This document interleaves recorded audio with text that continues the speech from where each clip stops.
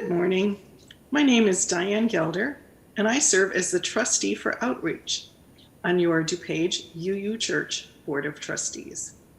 We want to welcome everyone this morning to our open and inclusive virtual community. As Unitarian Universalists, we hold that there are many spiritual paths to truth and meaning, and pledge to support one another as we explore these paths. We are so glad you were able to find us and join us for our live stream service today. Please check the church website at www.dupageuchurch.org for updates. If you search under DuPage UU Church on Facebook, you will find a number of ways to be in community with us as well. And we'd love to have you join us for coffee this morning. Please join us for virtual coffee hour after the service. The Zoom link is in the order of service and on the members tab of our website. You may join us around 11:30 a.m. And at 11:45, we will break into small groups of 4 or 5 people chosen at random. Chat with old friends or make new ones. We hope to see you there. We have one special announcement today. We ask that you save the date for policy-based governance updates. Your Board of Trustees Governance Task Force will offer informational forums later this month for committees and members. Join us to learn where we are in our policy-based governance journey. For committees, a choice: Sunday, February 21st at 9:30 a.m. and Monday, February 22nd at 7 p.m. For members, we would love to see you on Sunday, February 28th at 9:30 a.m. Look for more detail and Zoom information in the coming days. Hello, everybody. It's Reverend Mike. I had planned, after a month and a half of Sundays of being away from you all, to be with you this Sunday. And life just didn't allow that, and I felt like you deserved a little bit of an explanation. So you may all know that this is the search season where the churches and ministers are all in search. Our search committee has been busily working away trying to find your next settled minister. And all of the ministers, myself included, have been looking at what our next opportunities are going to be. It feels like it's early, but this is the time of year when we do that. At the same time, many of you know that I've been in this doctoral program for psychology, and I've decided to do an internship for psychology next year. I'll need to do that for licensure. And so I'm not leaving ministry, but I'm adding to my ministry with this psychology gig, and I have plans for that in the future, but that's a different conversation. But to do that, I realized that I need to downsize my life. And one of the side effects of the pandemic, many people may know, has been changing relationships, and my relationship changed, and Glenn and I are going our separate ways after almost 10 years. And I'm going to be doing this internship where I'm going to probably have a salary about a third of what I make working for the church. So I'm downsizing my life, and I'm trying to figure out how to do that. And I decided to buy a motorhome to live in next year. Bit of a stretch, a bit of a new adventure for me. So I found one that I was really interested in, and I took some vacation this last week, and I flew out to Oregon to see it, and I decided to buy it. It was wonderful. It was a dream. It was running great, and it was great weather there, and I just got on the road, and I was having a grand old time. But I was not prepared for the polar vortex, and I found myself stuck in Ogallala, Nebraska, the middle of nowhere. And so my new motorhome is in the shop because the diesel had gelled, and I admittedly didn't know enough about diesel engines to have prevented that. And so those of you who do know enough about those things, you can laugh at me now. So this is a very expensive learning lesson in life. So I'm sitting here in a hotel room while my motorhome is in the shop, and I'll be here all weekend because they're not open on the weekends. And I am recording all of my stuff for this service and sending it to you. And so if there is a silver lining of the pandemic, it is that we have learned how to do virtual church.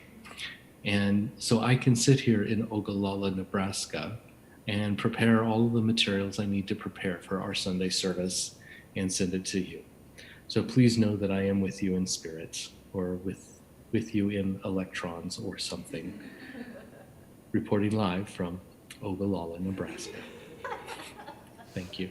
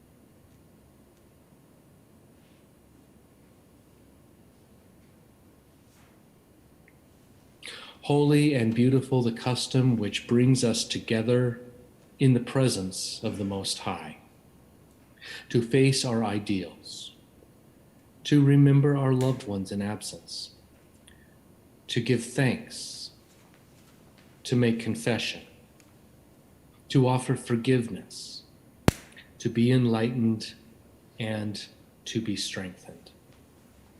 Through this quiet hour breathes the worship of ages, the cathedral music of history. 3 unseen guests attend: faith, hope, and love. Let our hearts prepare them place. May it ever be so, and blessed be you all.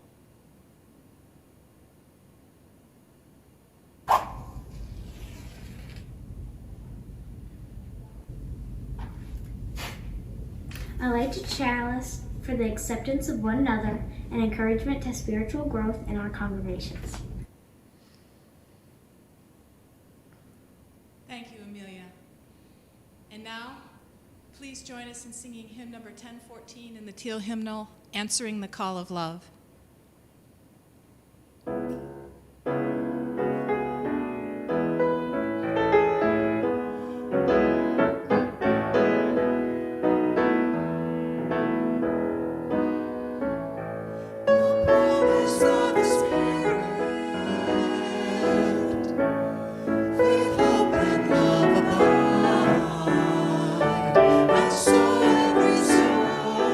Is blessed and made whole.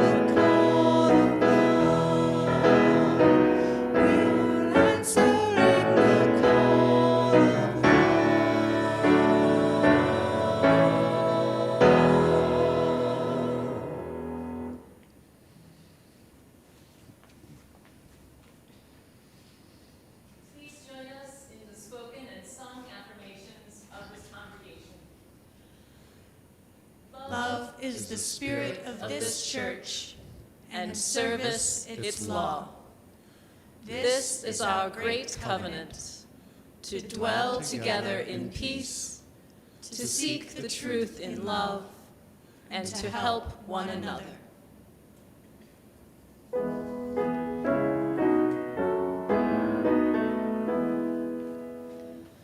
From all who dwell below the skies, let songs of hope and faith arise.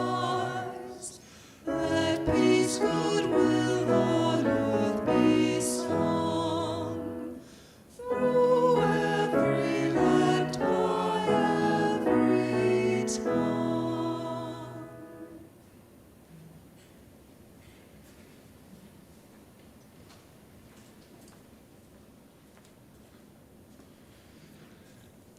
It is time to gather, and happy Valentine's Day.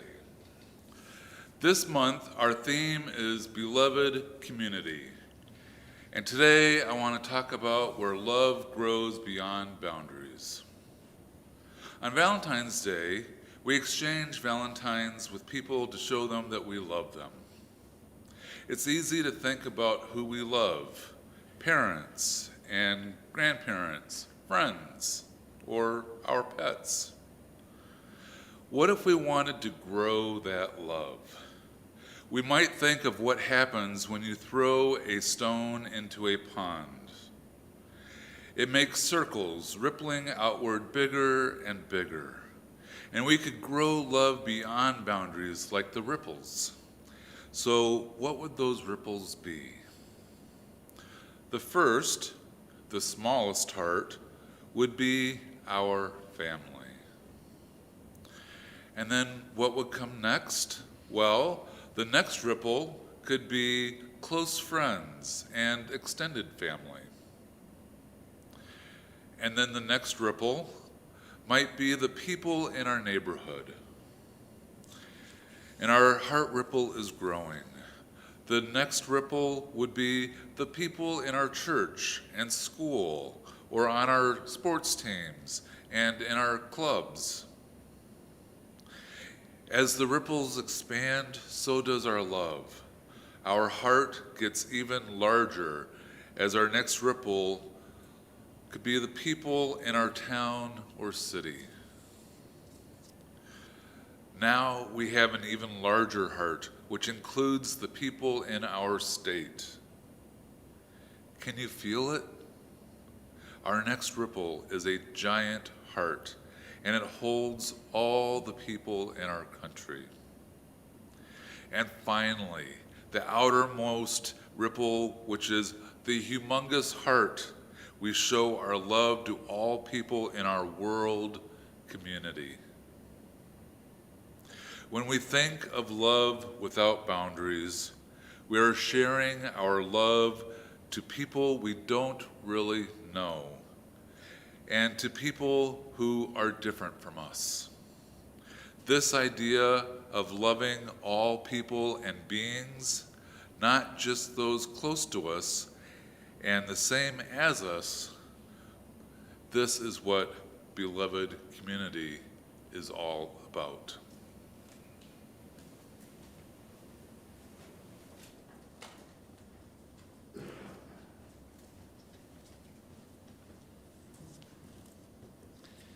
Good morning. I was asked to say a few words about why I belong to the DuPage Unitarian Universalist Church. And since it's Valentine's Day, I'd like to reflect on the sense of loving belonging that our church provides. It's like an extended family to me, one who knows me and accepts and appreciates me with all my foibles and my gifts. I was attracted to Unitarian Universalism because we're expected to be free thinkers, not limited by a creed of required beliefs.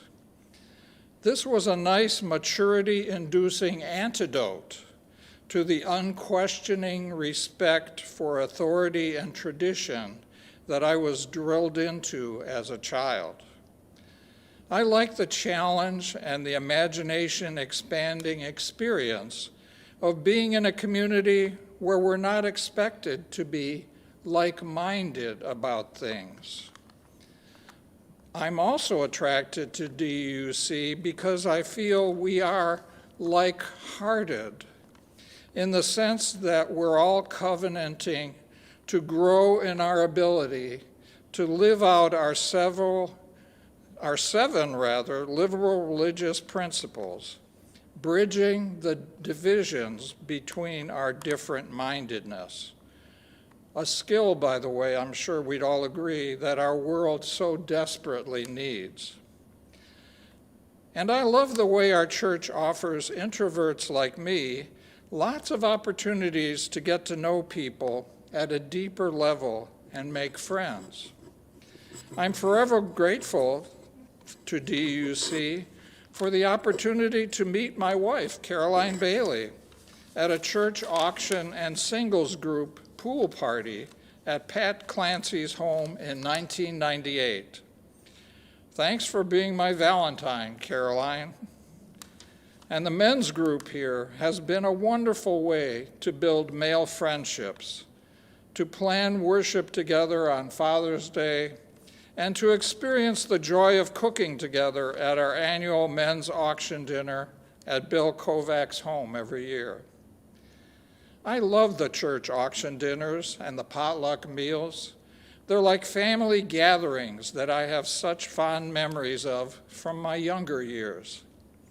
I feel a special sense of belonging, especially in the small groups here, like the choir, the mindfulness meditation group, the Old Companioners group, Science Sundays, my spiritual direction group, adult ed classes, book clubs, and the weekend retreats.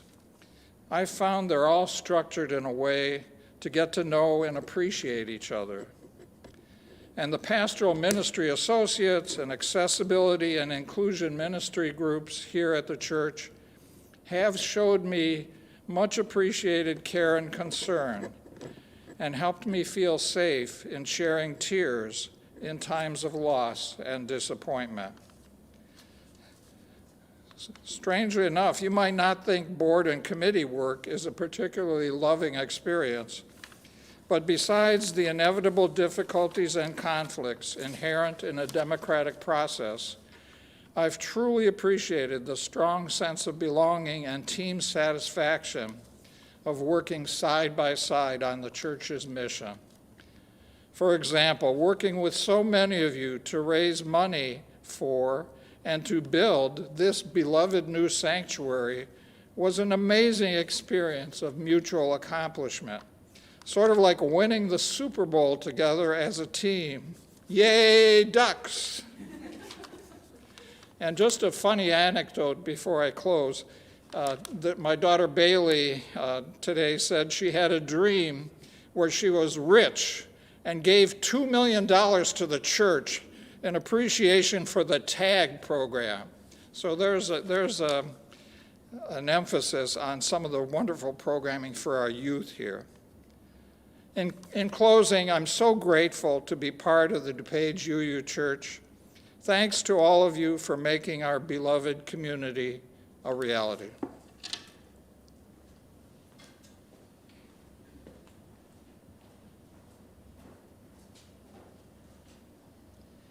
Please join us in singing hymn number 1029 in the Teal Hymnal, Love Knocks and Waits for Us to Hear.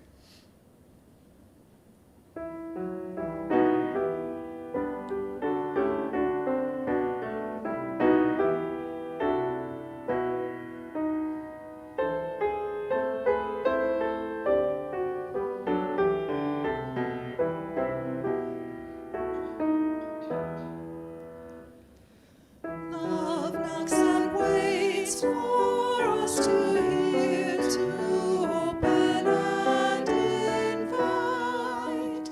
Love longs to quiet every fear and seeks to set things right.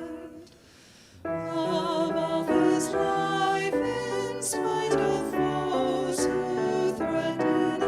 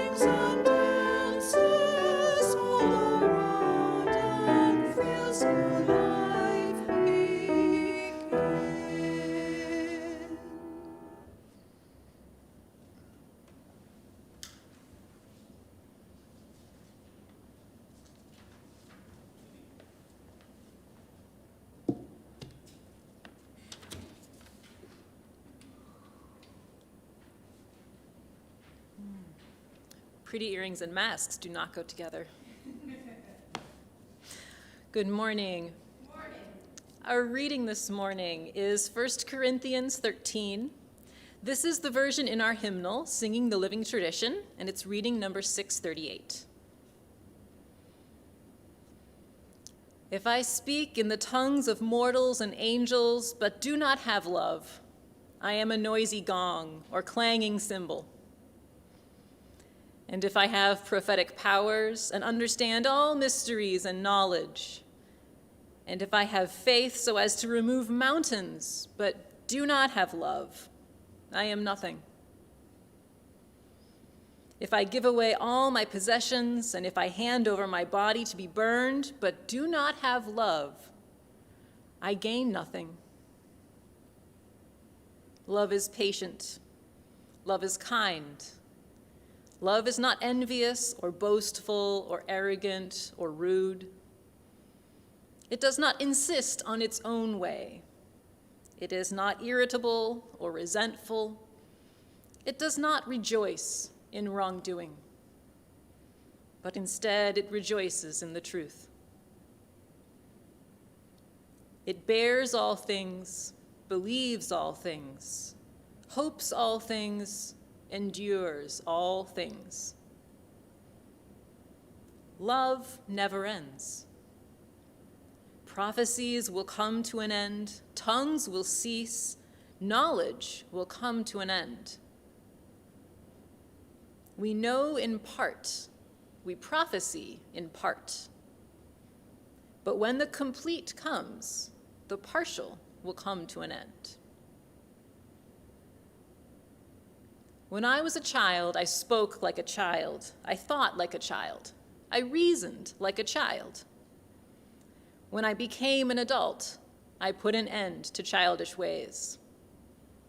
Now we see in a mirror, in a riddle. Then we will see face to face. Now I know in part, then I will know fully. Now faith, hope, and love abide, these three. And the greatest of these is love.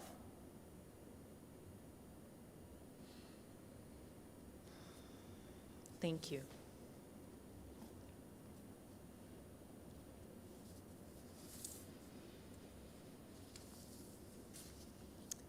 Now is the time that we set aside during our service to pause and reflect on those joys and concerns that affect our world and our community. We pause to remember that we are a beloved community, loving each other both in times of ease and in times of struggle. Loving each other not in spite of our differences, but because of them. Loving each other not despite our mistakes, but because we are willing to admit those mistakes and to make reparation. As your beloved community, we celebrate your joys with you, and we walk with you in your concerns. Let us pause in this moment as I light the candle to remember again the love that unites us all and that calls us to ever greater compassion for ourselves and for others.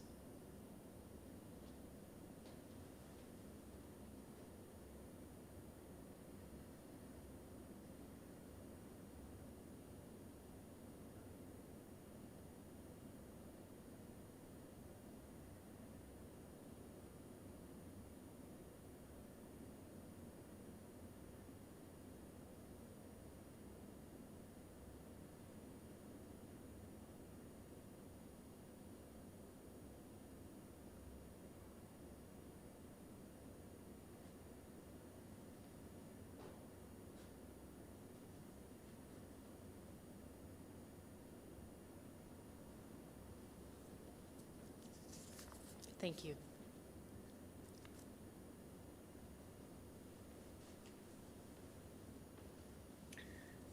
As ministers are known to do, I once preached a sermon about the meaning of grace.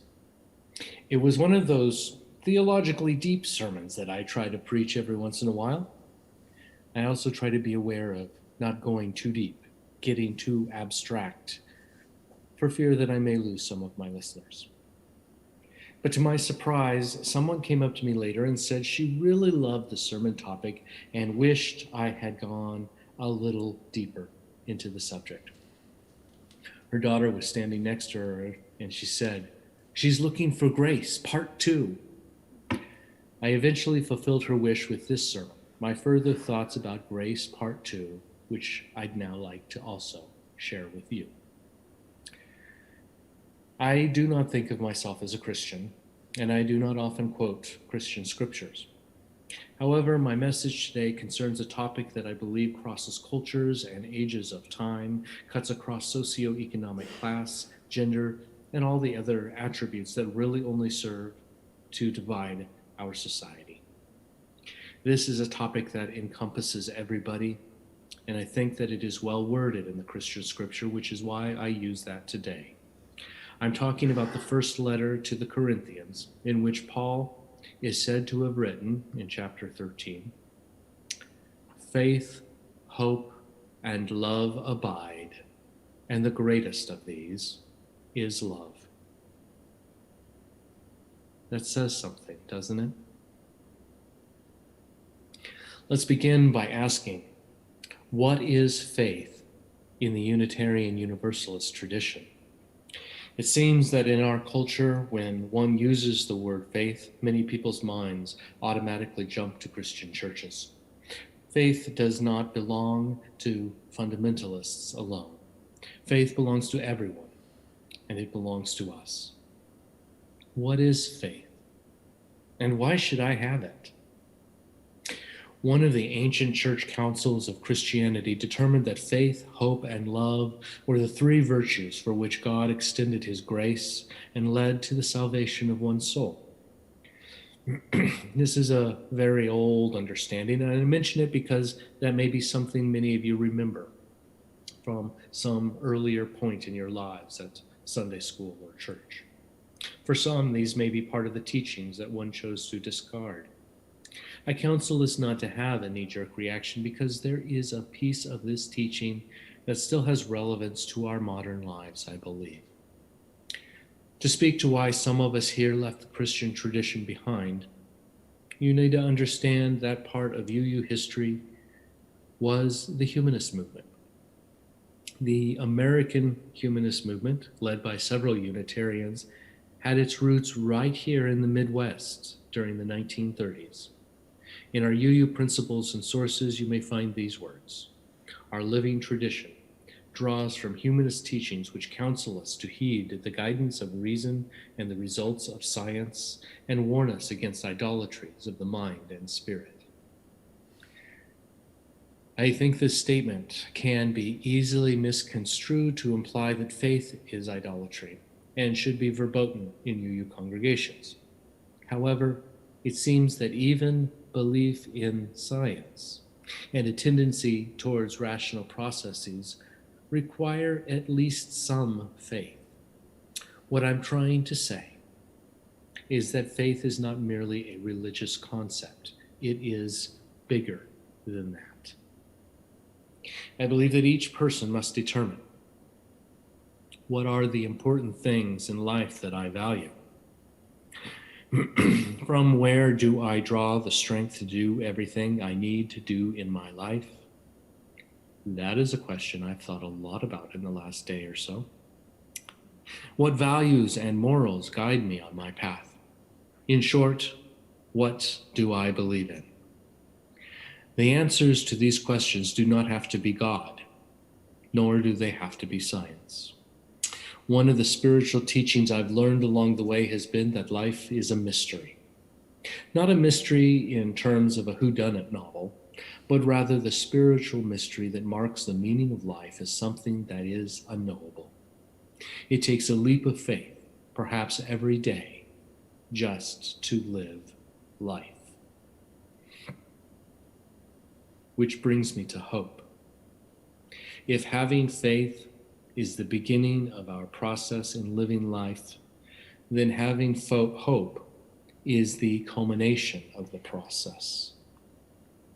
It is so much better to walk through life with a sense of hopefulness rather than a sense of dread or depression. However, clinical depression is not something that one can get over just by thinking to oneself, be happy.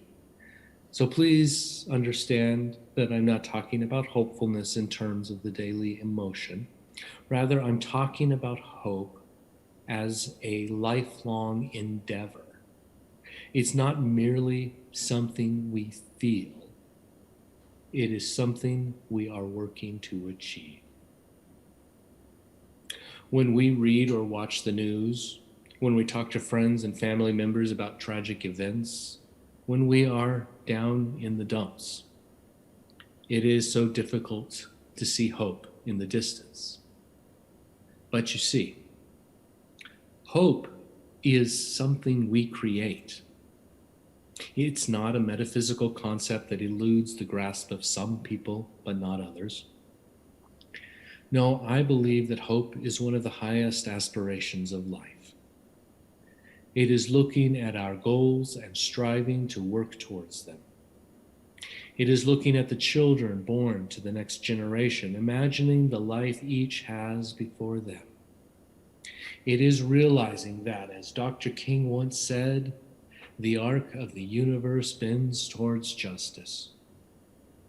For example, who would have known just a few years ago, it seems, that LGBT rights would have come to the forefront of social justice work in American society? Who would have known that institutional and ingrained racism would be called out and find allies of all colors? Even just a few years ago, who would have known that power and patriarchy would be brought low by the thousands of women who stood up and spoke out about self-entitled men who did not respect them or could not keep their hands to themselves? The arc of the universe bends towards justice, indeed. In one of our hymns, we sometimes sing that hope is hard to find. Although we do sing that, I don't actually believe that is true. I believe that hope is easy to find when we are looking for it. And sometimes, even when we're not looking for it. But just as long as I have breath, I know that I will always find hope. It is because, as we sometimes also sing, I answer yes to life. Answering yes to life is the very meaning of hope. It is how we create it. We do not always know how our lives will turn out. We don't know if we're going to achieve each and every goal we have set for ourselves. But we can all rest assured at the end of our lives that we have lived. We lived, and each one of us did the best that we could with the tools at our disposal. When we return, we shall turn to the subject of love.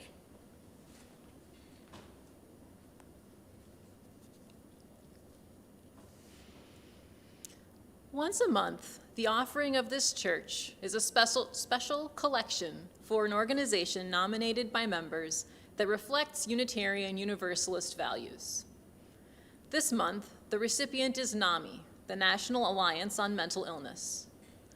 If you are using our online donation portal, VANCO, you may indicate special collection to send your money to this group. If you are sending in a check the old-fashioned way, please remember to write Special Collection, NAMI, N-A-M-I, in the memo line. As we watch a video from NAMI about their work and listen to Vera's beautiful music, let us remember the words of Black activist, scholar, and writer, Dr. Angela Davis. You have to act as if it were possible to radically transform the world. And you have to do it all the time. May it be so.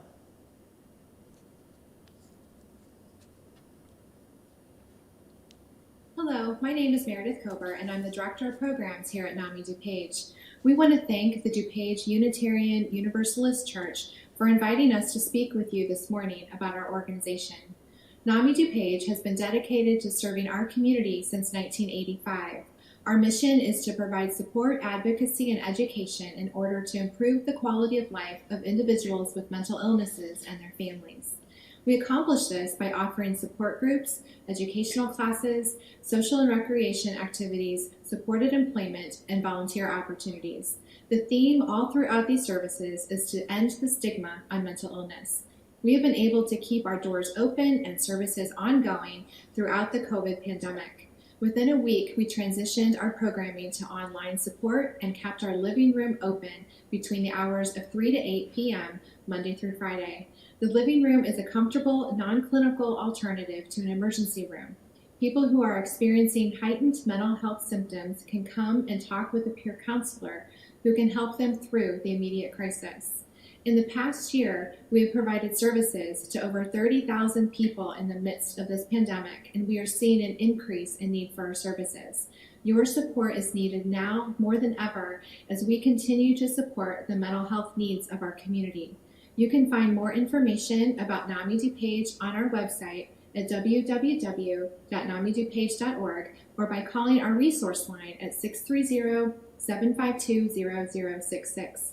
Thank you for this opportunity, and we hope that you will enjoy hearing from participants on how NAMI DuPage has impacted their lives. If NAMI weren't here, I think I would still be hiding in the shadows. They're terrific people at NAMI, and they understand, and they are encouraging, and they are supportive. One of the major key components, I think, of recovery is to have support and to have people who can surround you and, say, I get it. Meeting a lot of people and, realizing that with my obsessive compulsive disorder, I'm not alone. And it's a place where I was able to get encouragement from other peers and talk about different ways of coping with different areas of my life. Also, it's kind of brought me out of my box of isolation. If it wasn't for the people I met here, it wouldn't be the same. I have a degree in psychology, and it wasn't enough. It wasn't enough in dealing with my son. I needed practical information, and that's what the family-to-family education gave me. They had faith in me, which gave me faith in myself. Their programs are outstanding. There's a sense of community here. I could say things to Jack that I wouldn't say to anyone else and not feel the judgment, but I feel the validation. Now, since there is NAMI, I find we communicate much more kindly, without confrontation. And when somebody gets it, and somebody feels, hey, this is gonna work for me, and I get real excited. I get like a high, like, that's phenomenal. It's like, in business, when you make a sale, it's just like the most important thing is, oh, you get so excited, I made this huge sale. Well, I feel the same adrenaline rush for myself when I can help somebody else and take what I've been using to be successful and help that person at the same time. If NAMI weren't in my life like it is now, I would not take mental health so seriously, and I wouldn't necessarily talk about it with friends or family members. It would be something that I just don't talk about. This time in my recovery, volunteering at NAMI has been a big part of me getting better and trying to get back out in the world. Being able to say that I just went from temp to full-time employee, that's a really great thing to share with your group. To say that I hadn't seen my kids in 2 years and I'm starting to spend time with them again, that's really good news. I know how important it is to have somebody say, hey, it's gonna be okay. I get you, I understand you. I had a lot of family support, but it's nothing like having somebody that lived through what I'm going through, or what I've been through. I have not found one person in all of the NAMI organization. It's either the employees or the volunteers or the people with diagnosis that is not loving, kind, generous, and sincere. And I like to be with those kind of people.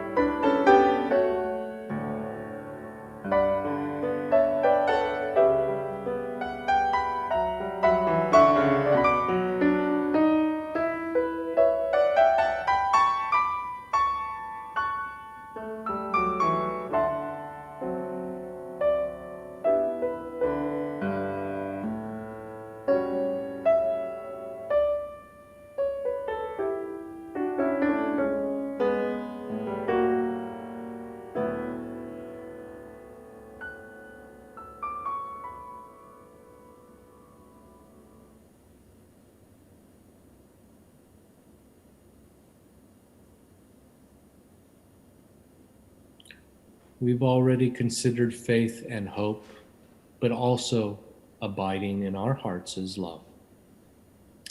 It may come as no surprise that one of the most powerful tools each of us have in our life's toolbox is love. It's not a cliche. Love is the very basis of humanity. Of course, the story that we all grew up with was that each of us was to grow up, fall in love, and have a family.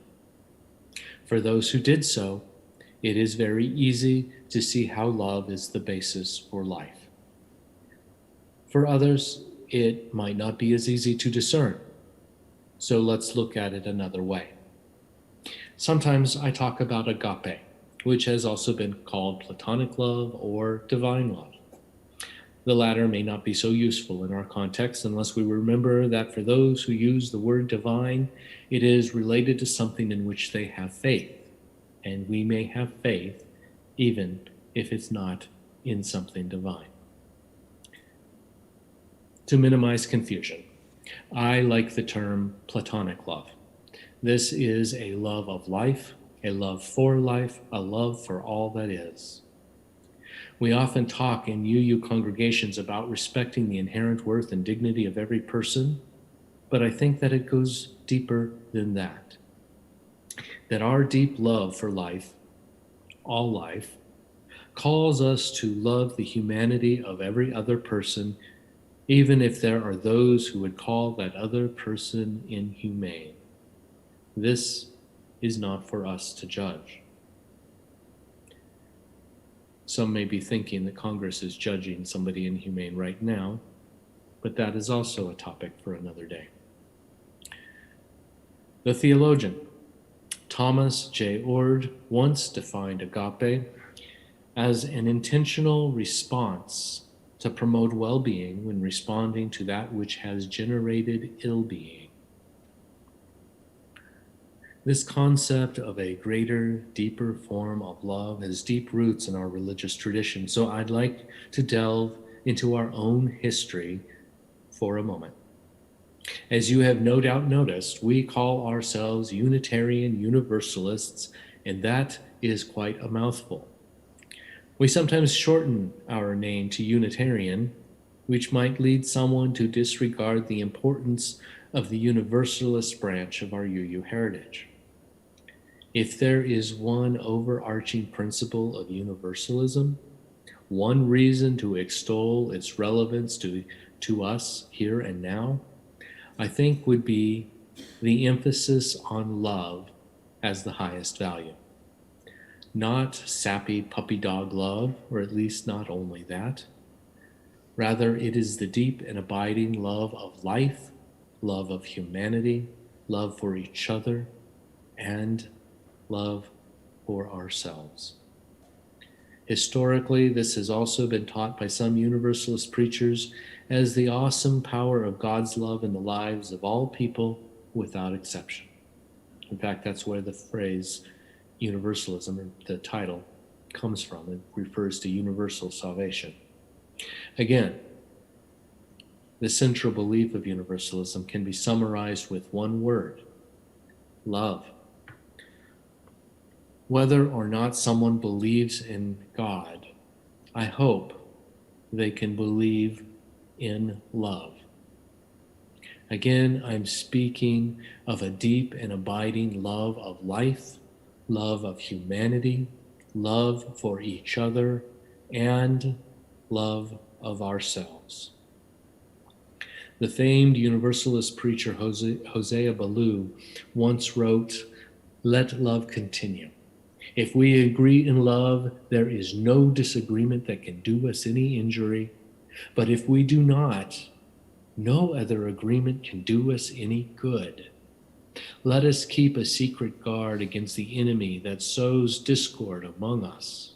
Let us endeavor to keep the unity of spirit in the bonds of peace." This is the teaching and the challenge of Universalism: to preach love, to seek love, to receive love, to share love, and finally, to give love away with no expectations of anything in return. A colleague, the Reverend Tom Owen Toll, once wrote, "Learning how to receive love is especially difficult for hard-driving, compassionate Universalist types. Yet welcoming help from outsiders is a keen reminder that we humans are never self-sufficient, and utter graciousness resides at the heart of reality." I love that phrase about the utter graciousness at the heart of reality. This is what centuries of Universalist history have brought us to. The realization that there is something greater than ourselves that calls us into a relationship of love with all else. We find it in each other, that by the virtue of the love we share, we learn to appreciate others, even those whose views are different from our own. We learn to respect difference, even celebrate it, but not let it place a division between us. When we find our community or family or workplace has been sown with discord, then with love we may find a way to work through it. This is not a Pollyanna-ish whitewashing, but rather a deep-seated value that exhorts us to seek to find a common ground based in our shared love of life and humanity. It is based on the fact that no human is truly, fully, and exclusively self-sufficient, for we need each other. It seems to me that if we rely on each other, sharing love rather than some other value, is an ideal for us to strive to achieve. You see, agape is a love for all of humanity, with all of its wrinkles and foibles and idiosyncrasies. We should love everyone because we love life, and everyone is sharing that life with us. Life is too short to not spend life as one full of love. Faith, hope, and love abide, and the greatest of these is love. That is, in one sentence, what makes all of life worth it. It is these three things, faith, hope, love, that are the fertile ground from which grace is grown and blooms. This was the framework embraced by our Universalist forebears, and it is still an important part of who we are as modern-day UUs. This is our saving message, which I encourage you to share with others. Faith, hope, and love abide. That's because life is incomplete without these things, faith, hope, love. They are so important. Find them, grab them, and never let them go. If you've ever asked yourself the question, what was I set upon this earth to do? I believe that this is the answer, or at least it is an answer. For myself, I would say this: have faith in something greater than yourself. Have hope because life is worth living, and love deeply and endlessly. May it ever be so, and blessed be you all.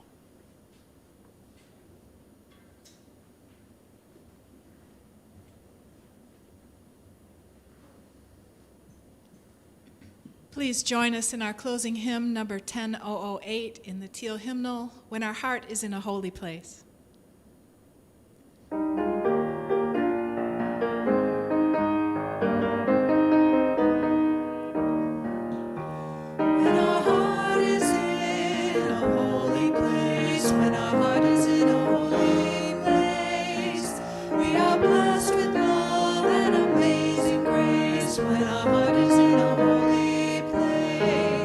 When we trust the wisdom in each of us, every color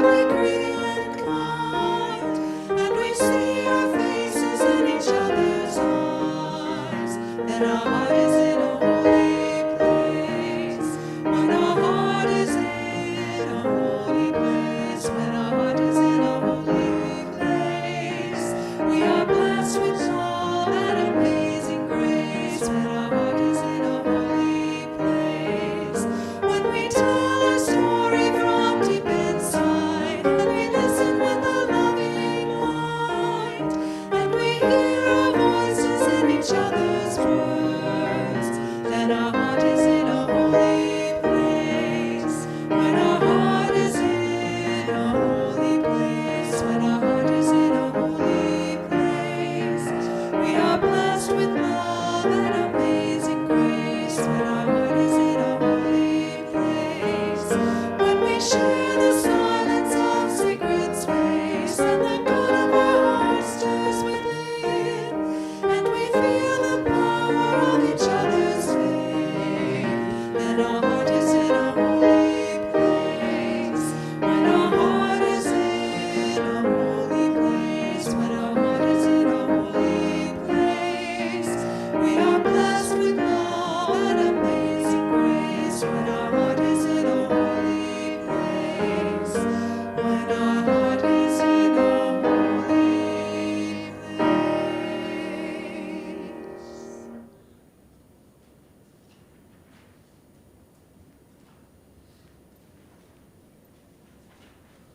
The following benediction is by the father of Universalism, John Murray, and seems apropos today. Murray wrote, "Go out into the highways and byways. Give the people something of your new vision. You may possess a small light, but uncover it, let it shine. Use it in order to bring more light and understanding to the hearts and minds of men and women. Give them not hell, but hope and courage. Preach kindness and everlasting love." May it ever be so, and blessed be you all. And I will see you in person. Well, I will be in the sanctuary at least, closer next week. Until then, be well.